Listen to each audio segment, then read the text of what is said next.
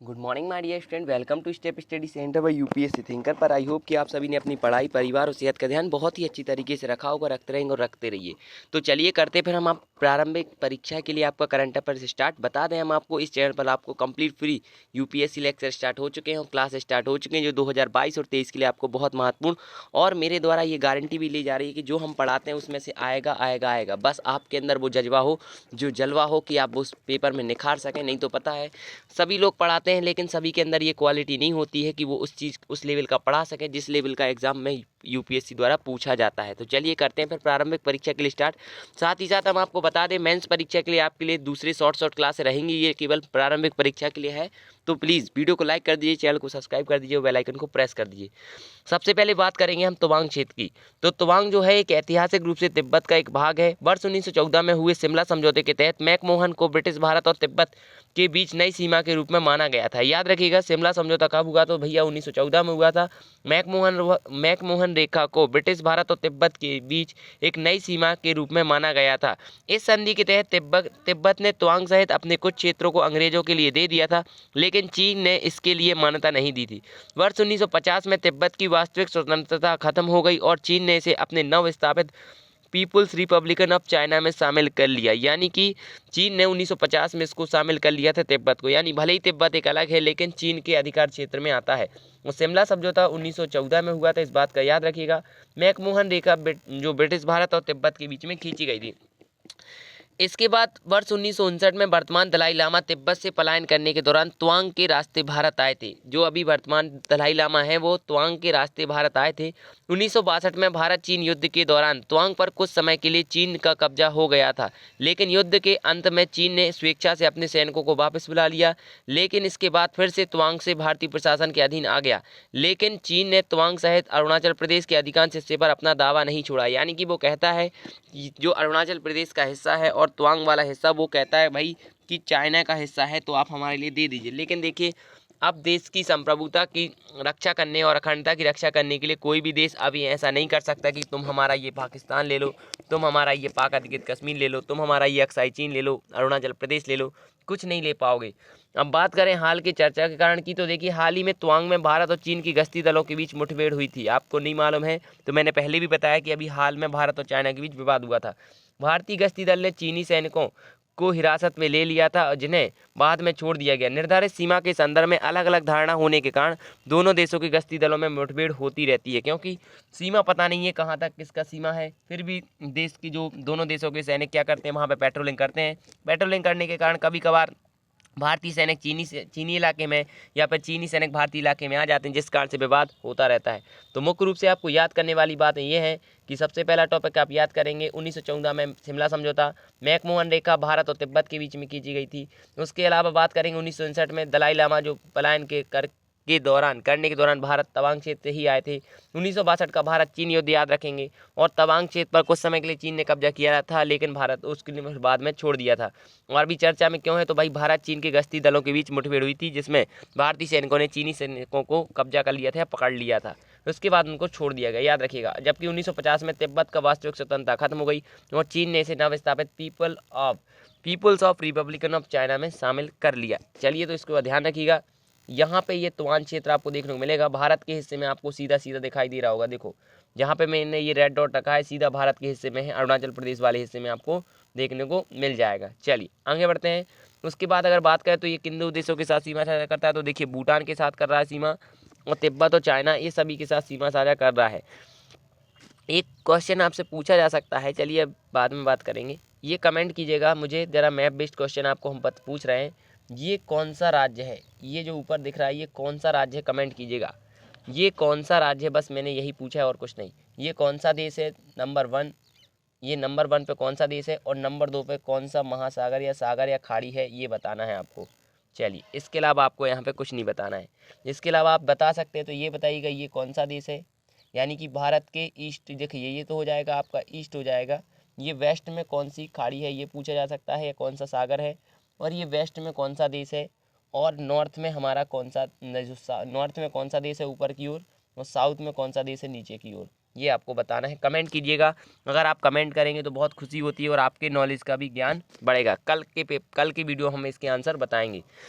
तो बात करेंगे हम लूखा नदी के विसहरण की। तो जो मेघालय में आपको देखने को मिलेगी, पूछा जाएगा लूखा नदी कहाँ है भाई, तो मेघालय में आपको देखने को मिलेगी। हाल ही में मेघालय सरकार ने दावा किया कि डिटॉक्सिंग पायलट प्रोजेक्ट ने मृत प्राय लूखा नदी को पुनर्जीवित किया हुआ है। कौन से प्रोजेक्ट ने? डिटॉक्सिंग पायलट प्रोजेक्ट ने। परिचय क्या है लूखा नदी को? एक दशक पहले विषाक्त माना जाता था क्योंकि यह नदी एसिड खदानों और जल निकासी और उसके कोयले की खदानों से प्रभावित होने के कारण दूषित हो गई थी। और अगर बात करें तो पायथो हाँ थायरोडोमिनेशन मेडिशन पद्धति का उपयोग करके नदी को विषहरण करने के लिए किया गया था। और इसके अलावा जो जो इम्पोर्टेंट है उनको हम हाईलाइट कर रहे हैं, आप लोगों को याद करने वाली चीज़ें। पहले तो डिटॉक्सिन पायलट प्रोजेक्ट के तहत इसको सही किया गया है। लूखा नदी मेघालय में है। क्यों ये खराब थी? तो कोयले की खदान के कारण, जल निकासी के कारण, एसिड खदानों जो वहाँ से जो जल निकलता है जिस कारण से ये प्रवाहित दूषित हो गई थी। लेकिन ये मेथड का नाम याद रखिएगा, पद्धति का उपयोग करके ही नदी को विषहरण किया गया था और जिसमें पानी से प्रमुख विषाक्त पदार्थों को निकलने के लिए शैवाल का उपयोग किया गया था। नदी के जलीय जीवन को प्रभावित करने वाले पीएच स्तर को कम करने के लिए रिपोर्ट के बाद जिला खनिज कोष के तहत पायलट परियोजना लागू शुरू की गई थी। अधिकांश जीवित जीव विशेष रूप से जलीय जीवन 6.5 से 8.5 की इष्टतम पीएच पर सीमा पर कार्य करते हैं। पूछा जा सकता है कि एक जलीय जीव को कितने से कितने तक ही वो पीएच पर कार्य कर सकते हैं, सीमा पर जीवित रह सकते हैं? 6.5 से 8.5 पीएच तक। पीएच इस बात की माप है कि पानी में कितनी अम्लता या क्षारीयता है। हमें जरा कमेंट करके बताइए कि जो 6.5 है ये अम्ल होगा कि क्षार होगा, और 8.5 है वो अगर किसी भी जल का या फिर किसी भी पदार्थ का या फिर किसी भी लिक्विड का पीएच मान अगर 8.5 है तो उसका पीएच जो है तो भाई वो क्या है, अम्ल है कि क्षार है? ये जरूर बताइएगा। 8.5 वाला और 6.5 वाला लिख के बताइएगा। 6.5 वाला अम्ल या क्षार होगा, 8.5 वाला अम्ल या क्षार होगा। यह सीमा 0 से 14 तक होती है जिसमें तटस्थ 7 होता है। 7 से कम पीएच अम्लता को इंगित करता है जबकि 7 से अधिक पीएच क्षारीयता को इंगित करता है। पानी की गुणवत्ता के संबंध में पानी का पीएच एक बहुत महत्वपूर्ण माप होती है, यानी कि पानी की गुणवत्ता मापने के लिए पीएच भी एक बहुत महत्वपूर्ण योगदान निभाता है। इसके बाद बात करेंगे लूखा नदी के बारे में। तो लूखा नदी पूर्वी जयंतिया पहाड़ियों से आपको देखने को मिलेगी और ये दक्षिणी भाग में बहती है जहां मेघालय की अधिकांश रेड होल कोयला खदानें आपको देखने को मिलेंगी। इसके अलावा यहाँ पे बड़े पैमाने पर खनन का शिकार बन गई है ये नदी, क्योंकि आपको मालूम है बहुत ज़्यादा यहाँ पे क्या होता है, बहुत ज़्यादा यहाँ पे खनन होता है, जिस कारण से जिसका जितना भी खनन होगा वो पूरा एसिड केमिकल जितना भी कोयला पत्थर पानी वगैरह वो सब नदी में छोड़ दिया जाता है।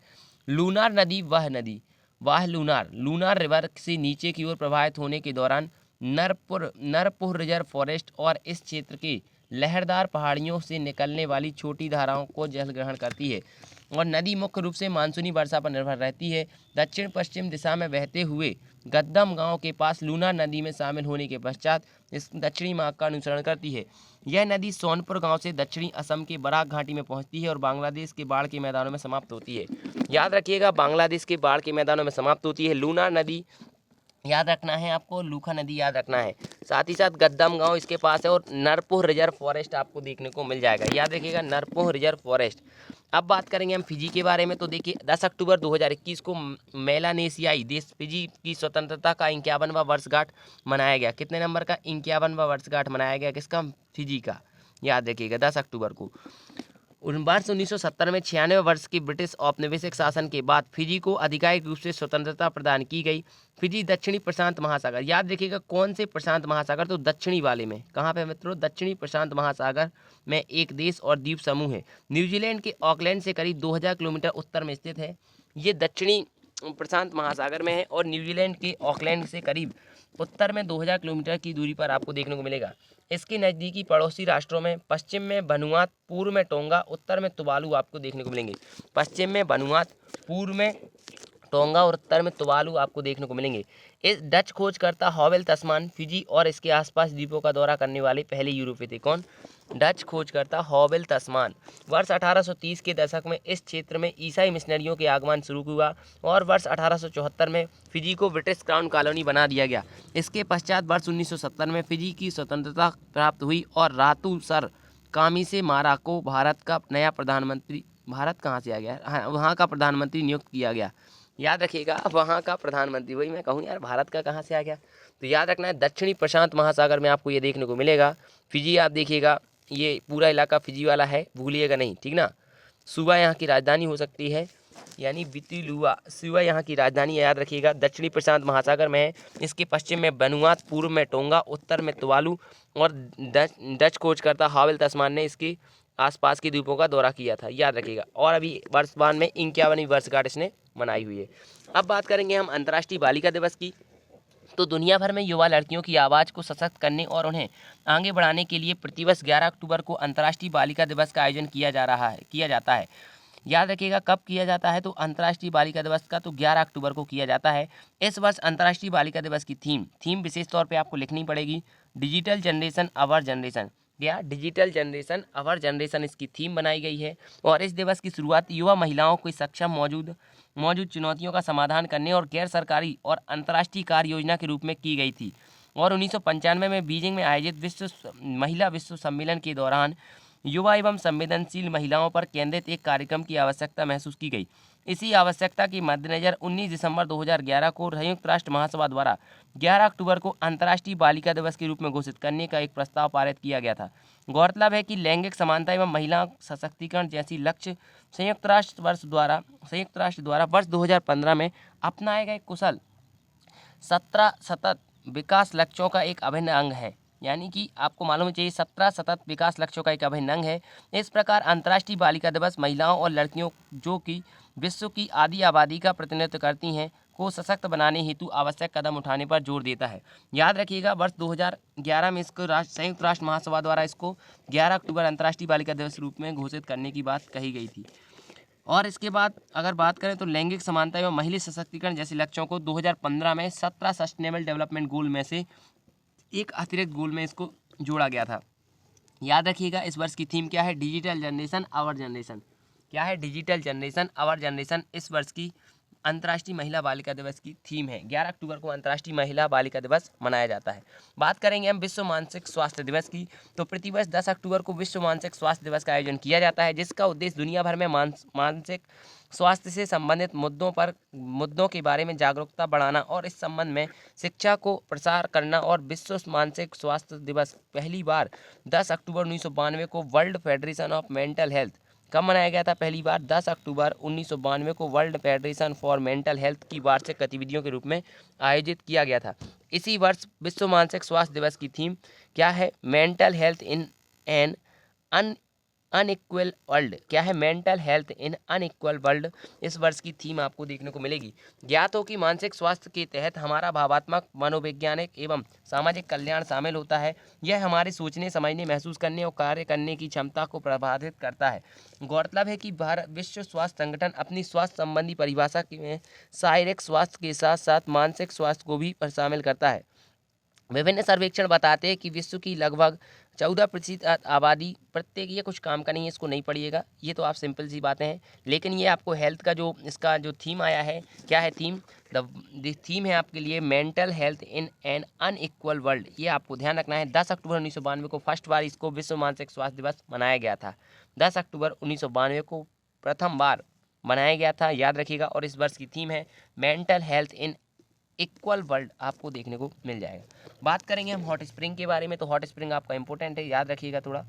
चलिए, तो हॉट स्प्रिंग क्या है, लद्दाख में हॉट स्प्रिंग पॉइंट उन 4 जगहों में से एक है जहां मई 2020 में गतिरोध के दौरान भारतीय और चीनी सेनाओं का सामना हुआ था। पूछा जाता है हॉट स्प्रिंग क्या है, पूछ लिया जाएगा, तो आप याद रखिएगा, इंटरव्यू में भी पूछा जा सकता है। तो आपको याद रखना है कि हॉट स्प्रिंग वह क्षेत्र है जहाँ पर भारतीय सेना और चीनी सेनाओं का आमना सामना कई बार हो चुका है, यानी 4 बार हो चुका है। हॉट स्प्रिंग जिसे पारस्परिक रूप में क्या नाम से जाना जाता है, क्याम के नाम से जाना जाता है, चीन के साथ विवादित सीमा के नज़दीक लद्दाख में चांग चेनमू नदी घाटी। कहाँ, चांग चेनमू नदी घाटी में भारतीय सीमा चेकपोस्ट पेट्रोल 15 की एक कैंप साइट है। इस संदर्भ में इस क्षेत्र में एक गर्म पानी के झरने होने की वजह से इस क्षेत्र का नाम हॉट स्प्रिंग पड़ा है। क्यों पड़ा है नाम, हॉट मतलब गर्म होता है, हॉट स्प्रिंग, यहाँ पे एक गर्म झरना देखने को मिलेगा। यह गलवान घाटी के दक्षिण पूर्व में स्थित यह झरना है। यह वास्तविक में नियंत्रण रेखा को चिन्हित करने वाला कोंका ला दर्रे के नज़दीक स्थित है। क्या, जो हॉट स्प्रिंग है वो कहाँ पर है, आपको देखने को मिलेगा कोंका ला दर्रा के नज़दीक देखने को मिलेगा। यह दर्रा चीन के 2 सबसे संवेदनशील प्रांतों, उत्तर में सिंजियांग और दक्षिण में तिब्बत के बीच की सीमा को चिन्हित करता है। ये जो दर्रा है, कौन सा दर्रा, कोंका ला दर्रा जो है वो चीन के उत्तर में सिंजियांग प्रांत और दक्षिण में तिब्बत की बीच सीमा की भी चिन्हित करता है। और कोंकाला सिंजियांग और तिब्बत को जोड़ने वाला चीन के G219 मार्ग के पश्चिम में स्थित है। चीन के पश्चिम में स्थित है, ये बात याद रख सकते हैं आप।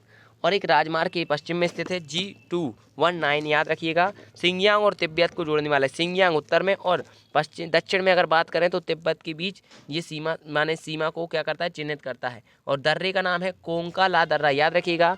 हॉट स्प्रिंग आपको याद रखना है। हॉट स्प्रिंग क्या होता है, जहाँ पर भारत और चीन की सेनाएं आमने सामने चार बार भिड़ चुकी हैं या फिर आ चुकी हैं, वही हॉट स्प्रिंग कहलाता है। हॉट स्प्रिंग क्यों कहते हैं, क्योंकि वहाँ पर एक गर्म झरना आपको देखने को मिलेगा, जिस कारण से उसे हॉट स्प्रिंग कहा जाता है। और इसे पारंपरिक भाषा में वहाँ पे क्याम कहा जाता है। चांगचेंगमो नदी घाटी वहाँ पे देखने को मिलेगी। गलवान घाटी भी वहीं आप सुने होंगे। और दक्षिण पूर्व में स्थित है ये। और कौन सा दर्रा है, तो कोंकाला दर्रा आपको देखने को मिलेगा। कोंकाला दर्रा उत्तर में सिंजियांग और दक्षिण में आपको तिब्बत के स्थानीय सीमा को क्या करता है, चिन्हित करता है। ये आप यहाँ पे देख सकते होंगे। इलाका ये है पूरा कहिएगा इलाका है सर। देखिए ये घोघरा पोस्ट है, ये आप देख पा रहे होंगे। North bank, south bank, Galwan valley यहाँ पर है। यहाँ पे हिंसा हो गई थी, आपको मालूम है। ये हॉट स्प्रिंग वाला इलाका है। ये जो सीमा देख रहे होंगे आप लोग, ये चाइना वाली सीमा है, लेकिन कभी कभी यहाँ पे हिंसा हुई थी तो आपको मालूम होगा यहाँ भी इतने अंदर सीमा चीन जो चाइना की सेना है वो घुस जाती है कभी कभी, तो आपको याद रख लेना है। ये पेंगसोंग लेक आपको यहाँ पे देखने को मिलेगी, लेह आपको यहाँ पे देखने को मिलेगा। और ये आपको इंडिया तो आप जानते होंगे हमारे भारत का हिस्सा है, तो आप यहाँ पे ध्यान रख सकते हैं। जो जो बातें कही हैं उसको मूड में रखिएगा तो आपने आराम से याद हो जाएगा। बात करेंगे हम तेजस्विनी पहल की। तो तेजस्विनी पहल उत्तर पश्चिमी जिले में एक महिला केंद्रित सुरक्षा पहल है। ये दिल्ली सरकार के द्वारा की गई है सबसे पहले, लेकिन दिल्ली सरकार नहीं होती है, ये दिल्ली पुलिस होती है, क्योंकि दिल्ली पुलिस केंद्र सरकार के अधीन आती है। इसमें महिलाओं और बच्चों के अधिकारों और सम्मान की रक्षा करना है। तेजस्विनी पहल के अंतर्गत सारे कार्य और असाइनमेंट पुलिस की महिला बीट स्टाफ द्वारा किया जाता है। यानी कि जो टीआई होंगी, जो वहाँ पे कांस्टेबल होंगी, एसआई होंगी, सभी महिलाएं होंगी, जिसके परिणाम स्वरूप तेजस्विनी की पहल की पहुंच और कार्य के दायरे को उल्लेखनीय वृद्धि हुई है। आपने एक मूवी भी देखी होगी तेजस्विनी, ऑनलाइन यूट्यूब पर कहीं भी देखी होगी, वो एक महिला पुलिस के संबंध में ही है।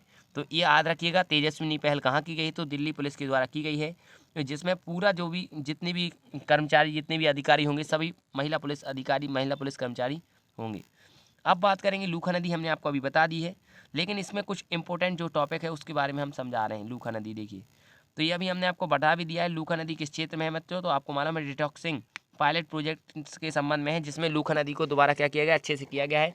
लूखा नदी मेघालय के पूर्वी जयंतिया हिल्स जिले से बहती है, ये भी आपको बताया गया था। और ये स्थानीय भाषा पनार में मछली जलाशय को एक दशक पहले विषाक्त माना जाता था, लेकिन अभी भाई उसको फिर से जीवित नहीं किया जा सकता था, लेकिन अब जीवित करने की पूरी घोषणा की गई कि जीवित हो गया है। और ये इसकी मुख्य सहायक नदी आपको याद रख लेनी है, इसकी मुख्य सहायक नदी लूनर हो जाएगी। और नरपोह रिजर्व फॉरेस्ट इसके पहाड़ियों से बहने वाली धाराओं की जलापूर्ति करता है। याद रखिएगा, भूलिएगा नहीं, पूर्वी जयंतिया हिल्स के जिले से ये बहती है। इसके अलावा यहाँ पे आप देख सकते हैं ये कैसे बह रही है, फिर आप जानिएगा, नहीं तो कहिएगा सर बताए नहीं। चलिए आगे बढ़ते हैं, हम बात करेंगे जयप्रकाश नारायण और नानाजी देशमुख की। तो 11 अक्टूबर 2020 को देश भर में लोकनायक जयप्रकाश नारायण और नानाजी देशमुख की जयंती मनाई जाती है। ये जयंती तो आप लोगों से सिंपल सी बातें सब लोग जानते होंगे कि 11 अक्टूबर को मनाई जाती है, लेकिन इंपॉर्टेंट बातें जो रहेंगी उनके बारे में हम बात करेंगे। तो देखिए, इनका जन्म तो भाई 11 अक्टूबर 1902 को बलिया उत्तर प्रदेश जिले में हुआ था। और जयप्रकाश नारायण की शिक्षा अमेरिका के विश्वविद्यालय में हुई, ये कुछ नहीं है, लेकिन उन्होंने मार्क्सवाद विचारधारा के समर्थक थे, ये याद रखना। जयप्रकाश नारायण, जेपी नारायण जो थे, वो मार्क्सवादी विचारधारा के समर्थक बन गए थे। 1929 में भारत लौटने के बाद भारतीय राष्ट्रीय कांग्रेस में शामिल हुए। वर्ष 1932 में भारत में ब्रिटिश शासन के खिलाफ सविनय अवज्ञा आंदोलन में भाग लेने पर 1 वर्ष की कारावास की सजा सुनाई गई।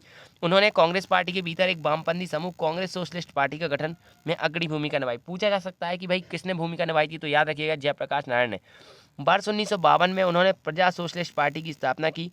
स्वतंत्रता संग्राम में अमूल्य योगदान और गरीबों एवं दलितों के उत्थान के लिए जयप्रकाश नारायण को मरणोपरांत भारत का सर्वोच्च नागरिक पुरस्कार भारत रत्न प्रदान किया गया। कब? जयप्रकाश नारायण को भारत का सर्वोच्च नागरिक पुरस्कार भारत रत्न प्रदान किया गया। वहीं सामाजिक कार्यकर्ता और राजनीतिक नानाजी देशमुख को याद रखिएगा, उनको भारत रत्न दिया गया चुका है 1952 में, नहीं तो भूल जाएं आप। और उन्होंने प्रजा सोशलिस्ट पार्टी की भी स्थापना की थी, इस बात को ध्यान रखिएगा। नानाजी देशमुख का जन्म 11 अक्टूबर 1916 को महाराष्ट्र के परभणी जिले में हुआ था। नानाजी देशमुख लंबे समय तक राष्ट्रीय स्वयंसेवक संघ आरएसएस के सदस्य रहे, जनसंघ के संस्थापक सदस्य थे। बाद में वह भारतीय जनता पार्टी का हिस्सा बन गए। वर्ष 1974 में आपातकाल के खिलाफ जयप्रकाश नारायण द्वारा शुरू किए गए आंदोलन के प्रमुख नेताओं में से एक माने जाते हैं और वर्ष 1999 में पद्म विभूषण और मरणोपरांत 2019 में भारत रत्न से सम्मानित किया गया। यानी कि 2019 में उनको भारत रत्न दिया गया। किनको? याद रखिएगा, नानाजी देशमुख को भूलिएगा नहीं। यानी कि जयप्रकाश नारायण को भी भारत रत्न मिल चुका है 1952 में, और साथ ही साथ इनको 2019 में भी भारत रत्न मिल चुका है। और अगर बात करें नानाजी देशमुख की तो 1999 में इन्हें पद्म विभूषण से भी सम्मानित किया जा चुका है, याद रखिएगा, भूलिएगा नहीं, भूल जाएंगे नुकसान हो जाएगा। जितनी भी बातें आपको बताई गई हैं, 1929 में ये भारतीय राष्ट्रीय कांग्रेस में शामिल हुए थे, फिर इन्होंने खुद की अपनी पार्टी बनाई, कांग्रेस सोशलिस्ट पार्टी के गठन में अग्रणी भूमिका निभाई, फिर ये उसमें मिल गए, सब याद रखिएगा, ठीक ना, भूलिएगा नहीं। चलिए अब बात करेंगे हम राष्ट्रीय मानवाधिकार आयोग की स्थापना दिवस। तो 28वां स्थापना दिवस इस वर्ष मनाया गया। कौन सा मनाया गया? याद रखिएगा, 28वां स्थापना दिवस मनाया गया है। और ज्ञात हो कि राष्ट्रीय मानवाधिकार आयोग एक स्वतंत्र वैधानिक संस्था है जिसकी स्थापना मानवाधिकार अधिकार संरक्षण अधिनियम 1993 के प्रावधान के तहत 12 अक्टूबर 1993 को की गई थी। मानवाधिकार आयोग का मुख्यालय नई दिल्ली में स्थित है। संविधान द्वारा प्रदत्त मानवाधिकार जैसे जीवन का अधिकार, स्वतंत्रता का अधिकार, समानता का अधिकार आदि की रक्षा करता है और इनके प्रहरी के रूप में कार्य करता है। और राष्ट्रीय मानवाधिकार आयोग एक बहुसदस्यीय संस्था है जिसके अध्यक्ष और सदस्यों की नियुक्ति राष्ट्रपति के द्वारा प्रधानमंत्री की अध्यक्षता में उच्च स्तरीय समिति की सिफारिश के आधार पर की जाती है। याद रखिएगा, नियुक्ति तो राष्ट्रपति करते हैं लेकिन समिति बनाते हैं प्रधानमंत्री जी, जिसमें विपक्ष का नेता, लोकसभा अध्यक्ष और वो प्रधानमंत्री जी खुद होते हैं। इसके अलावा इनके पद से तभी हटाया जा सकता है जब सर्वोच्च न्यायालय के न्यायाधीश की जांच द्वारा इन्हें दुराचार या असमर्थता का आरोप सिद्ध किया जाए। इसके अतिरिक्त आयोग में 5 विशिष्ट विभाग, विधि विभाग, जांच विभाग, नीति अनुसंधान एवं कार्यक्रम विभाग, प्रशिक्षण विभाग, प्रशासन विभाग भी होते हैं। राज्य मानवाधिकार आयोग के अध्यक्ष की बात करें अगर हम, राष्ट्रीय मानवाधिकार आयोग जो के अध्यक्ष एवं सदस्यों की नियुक्ति राज्यपाल द्वारा, अगर राज्य की बात करें तो वही सेम कंडीशन रहेगी, बस राज्यपाल के द्वारा इसकी नियुक्ति की जाती है और कुछ नहीं किया जाता है, बस याद रखिएगा।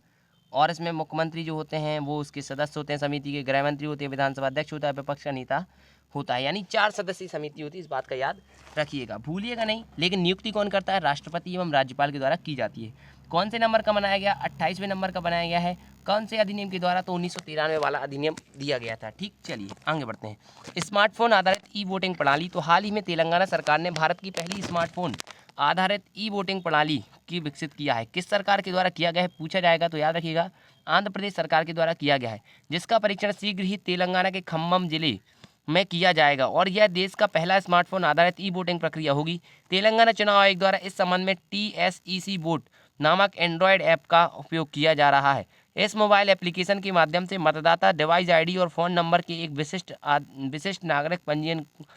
विशिष्ट नागरिक पंजीकरण प्रक्रिया से एकीकृत किया जाता है ताकि मतदान हेतु केवल एक ही डिवाइस का उपयोग किया जा सके, जिससे सुरक्षा बढ़ेगी। इस समग्र प्रक्रिया की निगरानी वेब पोर्टल के माध्यम से हो सकेगी और एक व्यवस्थापक या एडमिन के द्वारा किया जाएगा, जिसके अतिरिक्त संपूर्ण डेटा को एक राज्य डेटा केंद्रों में अतिरिक्त सुरक्षा विचार की दृष्टि से संग्रहित किया जाएगा। और विदित हो कि डिजिटल वोटिंग की यह अवधारणा वरिष्ठ नागरिकों, विकलांगों, बीमार लोगों, आवश्यक सेवाओं में कार्यरत व्यक्तियों को ई वोटिंग में सक्षम बनाएगी। इस प्रणाली को राज्य चुनाव आयोग द्वारा राज्य की IT विभाग के, याद रखिएगा, राज्य के IT विभाग के इमर्जिंग टेक्नोलॉजी विंग के साथ साथ centre for development of advanced computing के सहयोग से विकसित किया जा रहा है। इस प्रणाली के आर्टिफिशियल इंटेलिजेंस और ब्लॉकचेन, डिस्ट्रीब्यूटेड लेजर जैसी आधुनिक तकनीकों का प्रयोग किया जाएगा। मुख्य रूप से आपको याद रखना है, स्मार्टफोन आधारित ई वोटिंग प्रणाली कहाँ की गई है स्टार्ट? तो तेलंगाना में। कहाँ? खम्मम जिले में। याद रखिएगा, देश का पहला स्मार्टफोन आधारित है ये। TSEC ई वोटिंग यहाँ पर नामक एंड्रॉयड ऐप यहाँ पर देखने को मिलेगा। ऐप का नाम भी पूछा जाएगा, ये क्या है? तो याद रखना, TSEC ई वोट एक ऐप का नाम है जो ई वोटिंग प्रणाली के लिए महत्वपूर्ण है। किसके द्वारा इसको विकसित किया जाए? तो IT विभाग के इमर्जिंग टेक्नोलॉजी विंग के साथ साथ centre for development of advanced computing के सहयोग से इसको विकसित किया जा रहा है। याद रखिएगा, इस प्रणाली में आर्टिफिशियल इंटेलिजेंस और ब्लॉकचेन जैसी आधुनिक तकनीकों का प्रयोग किया जाएगा। इंपोर्टेंट जो बातें हैं वो हाईलाइट कर रहे हैं, उनको आप लिखिएगा, इंपोर्टेंट है। भूलिएगा नहीं।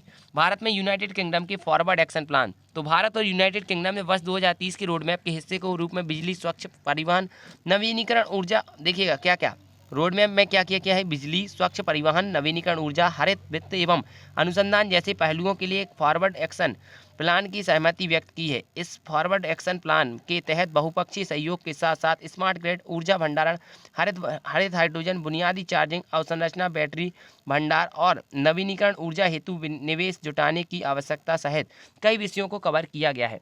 ये थोड़े विषय आप याद कर लीजिएगा, विषय पूछे जा सकते हैं। यह एक्शन प्लान ऐसे समय में आया जब भारत और ब्रिटेन हरित ऊर्जा के लिए एक वैश्विक बैंक को स्थापित करने के लिए संभावना तलाश रही है।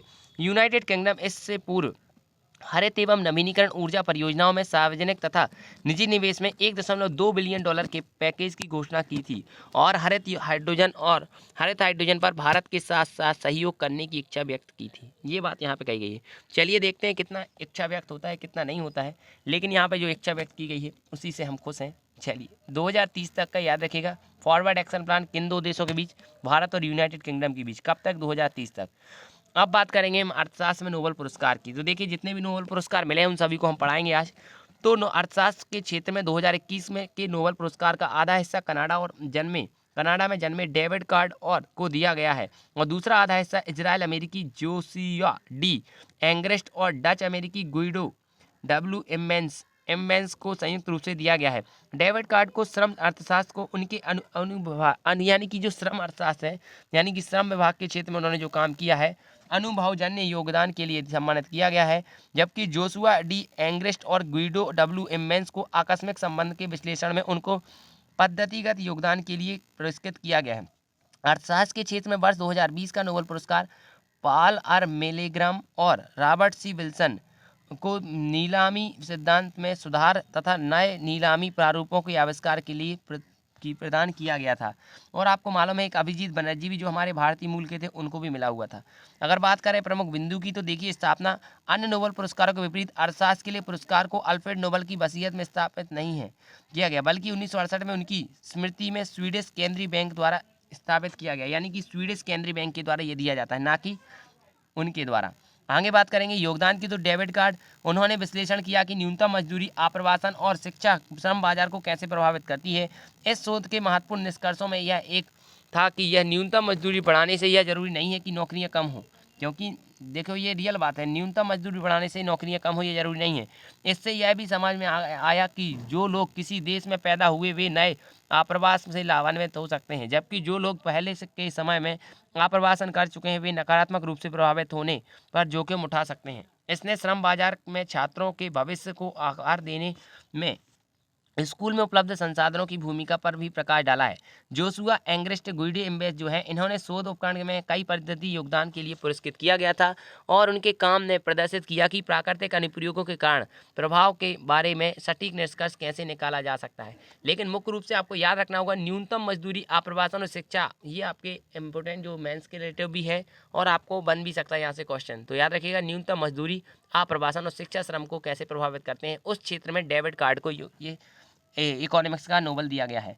ये देखिएगा रसायन के क्षेत्र में बेंजामिन लिस्ट और डेविड डब्ल्यू.सी. मैकमिलन को दिया गया है। अणुओं के निर्माण के लिए एक सरल एवं पर्यावरण की दृष्टि से स्वच्छतम विधि निर्मित करना और जिसका उपयोग दवाओं और कीटनाशकों सहित यौगिकों को बनाने के लिए किया जा सकता है। भौतिकी की बात करें तो स्यूक्रो मनावे, क्लास हेल्समैन और जियोर्जियो पेरिसी जो जटिल भौतिक प्रणालियों में समझ अभूतपूर्व योगदान हेतु। चिकित्सा के क्षेत्र में डेविड जूलियस और आर्डेम पटापाउटियन सोमोटेसेशन आयनी की आँख, कान, नाक, त्वचा जैसे विशेष अंगों को देखने, सुनने और महसूस करने की क्षमता पर केंद्रित है। इसके अलावा शांति का पुरस्कार मारिया रसा और दिमित्री मुरातोव को है। इसके अभिव्यक्ति की स्वतंत्रता की रक्षा करने के लिए उनके प्रयासों के लिए प्रदान किया गया, जो लोकतंत्र एवं स्थायी शांति के लिए एक पूर्व शर्त है। साहित्य की बात करें तो अब्दुल रज्जाक गुरनाह को दिया गया है। उपनिवेशवाद के प्रभाव एवं संस्कृतियों और शरणार्थियों के भाग्य में अधिक योगदान के लिए दिया गया है। अर्थशास्त्र की बात करें तो David David Card, Joshua D Angrist और गुइडो डब्ल्यू इम्बेस को दिया गया। मजदूरी और नौकरी पर शोध के लिए इनको दिया गया। आपको इसका पीडीएफ मिलेगा, कल शायद मेरे ख्याल से इसका पीडीएफ अवेलेबल करा दिया जाएगा। चलिए इसके बाद बात करें डॉक्टर अब्दुल कादिर खान की, तो हाल ही में पाकिस्तान के प्रसिद्ध वैज्ञानिक डॉक्टर अब्दुल कादिर खान का निधन हो गया है। इन्हें पाकिस्तान के परमाणु कार्यक्रम को सफल बनाने के लिए श्रेय योगदान दिया जाता है। यह इस लिहाज से महत्वपूर्ण है क्योंकि इस कार्यक्रम ने पाकिस्तान को परमाणु हथियार राज्य के मामले में भारत के बराबर ला दिया है। इसी वजह से उन्हें पाकिस्तान में देश के परमाणु कार्यक्रम के जनक के रूप में या परमाणु नायक के रूप में भी जाना जाता है। हालांकि पश्चिमी देशों में अब तक के सबसे बड़े परमाणु प्रसारक के रूप में संबोधित करने की इनकी आलोचना की जाती है। प्रमुख अगर बिंदु की बात करें तो देखिएगा बिंदु क्या क्या है। चलिए प्रमुख बिंदु वर्ष 1975 में जर्मन डच अनुवादक के रूप में यूरेनियम संवर्धक फैसिलिटी हॉलैंड में काम करने के दौरान अब्दुल कादिर खान ने तत्कालीन प्रधानमंत्री जुल्फिकार अली भुट्टो को अपनी सेवाएं की पेशकश की थी, जो चाहते थे कि पाकिस्तान का परमाणु कार्यक्रम सफलतापूर्वक शुरू किया जाए। इसके पश्चात उन्होंने पाकिस्तान के सेंट्रीफ्यूज में पहला ब्लूप्रिंट प्रदान किया जिसमें देश में यूरेनियम संवर्धन का मार्ग प्रशस्त हुआ। इसके बाद बात करें तो वर्ष 1976 में पाकिस्तान परमाणु ऊर्जा आयोग का इन्होंने स्थापना किया कि भाई पाकिस्तान परमाणु ऊर्जा आयोग की परमाणु हथियार प्रयास कार्यक्रम में एक शामिल हो गए और एक डच न्यायालय ने उन्हें चोरी के लिए भी दोषी ठहराया था। इसके अलावा उन्हें उत्तर कोरिया, ईरान, लीबिया सहित कई देशों में परमाणु बम संबंधी सूचनाओं की तस्करी की थी। इसके लिए उन्हें गिरफ्तार कर हाउस अरेस्ट के रूप में दे रखा गया था। इनके योगदान के कारण भी वर्ष 1998 में पाकिस्तान ने अपना पहला परमाणु परीक्षण किया था और वर्ष पाकिस्तान द्वारा उन्हें निशान-ए-इम्तियाज़ ऑर्डर ऑफ एक्सीलेंस, पाकिस्तान का सर्वोच्च नागरिक सम्मान अवार्ड, याद रखिएगा निशान-ए-इम्तियाज़, और मोहसिन-ए-पाकिस्तान, पाकिस्तान का हितैषी की उपाधियां सम्मानित की गई थी। भारत के परमाणु परीक्षण और परमाणु सिद्धांत के विषय में अगर बात करें तो 1965 में गुटनिरपेक्षता आंदोलन में शामिल देशों के साथ भारत ने संयुक्त राष्ट्र निरस्त्रीकरण आयोग के समक्ष परमाणु हथियारों के प्रसार को रोकने हेतु कुछ सिद्धांत प्रस्ताव रखे। पहला, परमाणु प्रौद्योगिकी के हस्तांतरण पर प्रतिबंध। गैर परमाणु देशों पर भारत क्या नहीं करेगा, परमाणु बम नहीं फेंकेगा। गैर परमाणु राज्यों पर संयुक्त राष्ट्र सुरक्षा और परमाणु परीक्षण में परमाणु निरस्त्रीकरण प्रतिबंध कर दिया। यानी सीधी बात, भारत ने कह दिया भाई हम आपके ऊपर बम तब तक नहीं फेंकेंगे जब तक आप हमारे ऊपर बम नहीं फेंकेंगे। मई 1974 में भारत ने स्माइलिंग बुद्धा के कोड नेम से एक पोखरण पर क्या किया, ये याद रखिएगा। स्माइलिंग बुद्धा क्या है तो पूछा जा सकता है, याद रखिएगा। पहला परमाणु परीक्षण किया गया और 1998 में पोखरण 2 में श्रृंखला के एक हिस्से में 5 परमाणु परीक्षण किए गए और इन परीक्षणों का सामूहिक रूप से ऑपरेशन शक्ति नाम दिया गया। स्माइलिंग बुद्धा किस क्षेत्र से संबंधित है पूछा जा सकता है, याद रखिएगा। स्माइलिंग बुद्धा के कोड नेम से परमाणु परीक्षण किया गया था 1974 में। वर्ष 2003 में भारत ने नो फर्स्ट यूज अपने परमाणु सिद्धांत को अपनाया और भारत अपने क्षेत्र में परमाणु हमले के खिलाफ जवाबी कार्रवाई में परमाणु हथियारों का इस्तेमाल करेगा। भारत के पास पिछले वर्ष की शुरुआत में 150 परमाणु हथियार थे जो 2021 में 156 तक पहुंच गए हैं, जबकि पाकिस्तान के पास 165 परमाणु हथियार हैं सिपरी ईयरबुक 2021 के अनुसार। और पाकिस्तान ने नो फर्स्ट यूज नीति को नहीं अपनाया है और इसके परमाणु सिद्धांत के विषय में बहुत कम जानकारी मिली हुई है। चलिए तो मित्रों, अब मेरी बात आप समझ गए होंगे। इसका पीडीएफ आपको मिल जाएगा, डिस्क्रिप्शन बॉक्स में लिंक दिया हुआ है, जाके डाउनलोड कर लीजिएगा। तो मिलते हैं फिर नेक्स्ट क्लास में, तब तक के लिए जय हिंद। वीडियो को लाइक कीजिएगा, चैनल को सब्सक्राइब कीजिएगा। और ये प्रीलिम्स बेस्ड हमने आपको पढ़ाया है, मेंस बेस्ड अलग से आएगा आपका 2-3 मिनट का सीरीज, तो उसको जाके जरूर पढ़िएगा और आपकी एक मित्र को शेयर कर दीजिए जो रियल में आईएएस की तैयारी करना चाहता है, क्योंकि आप सभी को यहाँ complete free IAS UPSC syllabus complete कराया जा रहा है, वो भी गारंटी के साथ आएगा। बस पढ़ने की कमी आपके अंदर न रह जाए। चलिए तो मिलते हैं नेक्स्ट क्लास में, तब तक के लिए जय हिंद, धन्यवाद, थैंक यू।